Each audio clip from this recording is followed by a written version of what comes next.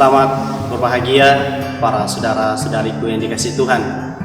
Berjumpa lagi bersama kami para Frater SPD Surya Wacana Malang. Pada hari ini Tuhan menunjukkan kasih-Nya kepada kita lewat bacaan-bacaan Injil yang hari ini kita dengar. Bagaimana Tuhan Yesus membuat mukjizat dan membuat orang-orang terkagum dengan mukjizat-mukjizat yang Ia lakukan. Namun dalam kekaguman orang-orang serta para muridnya, Tuhan Yesus tiba-tiba berkata ingin menyerahkan dirinya kepada manusia, bahwa anak manusia akan diserahkan kepada manusia. Tentu saja hal ini menjadi sebuah pertanyaan yang besar. Umat dan para murid tidak mengerti maksud dari Tuhan Yesus. Bagaimana orang yang dielu-elukan menjadi seorang Raja Israel yang akan mengembalikan kejayaan Israel seperti di zamannya Daud, kini dia akan menyerahkan diri. Tentu saja hal ini yang tidak diinginkan oleh orang-orang Israel pada zaman itu. Namun Yesus mempunyai cara yang lain. Tuhan Yesus memiliki kasih yang sungguh besar bagi kita. Mungkin kita sering mendengar hukum rimba yang sering berkata bahwa siapa yang kuat, dia yang berkuasa.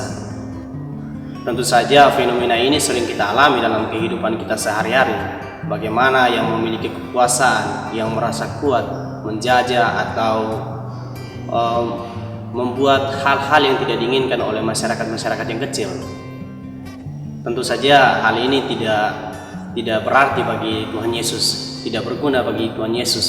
Tuhan Yesus tidak menggunakan kekuasaannya untuk menjajah kembali umatnya, melainkan Ia berusaha untuk memberi kasih yang total lewat penderitaannya di salib, lewat kematiannya dan kebangkitannya.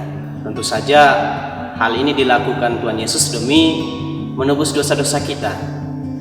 Lalu bagaimana dengan kita?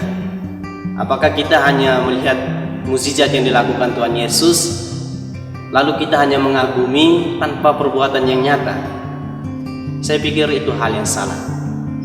Ketika kita mengagumi, kita menjadikan Tuhan Yesus sebagai inspirasi kita, maka apa yang dilakukan Tuhan Yesus harus kita lakukan, harus kita aplikasikan dalam kehidupan kita secara nyata. Tentu saja sebagai manusia yang lemah, kita tidak mampu melakukan kasih-kasih yang besar itu lewat perbuatan-perbuatan yang besar seperti Tuhan Yesus lakukan, menyerahkan dirinya dan mati di salib. Tidak. Tetapi kita bisa melakukan kasih yang besar lewat hal-hal yang kecil, melayani sesama tanpa pamrih, memaafkan sesama, dan memberikan kasih kepada mereka yang membutuhkan kasih itu.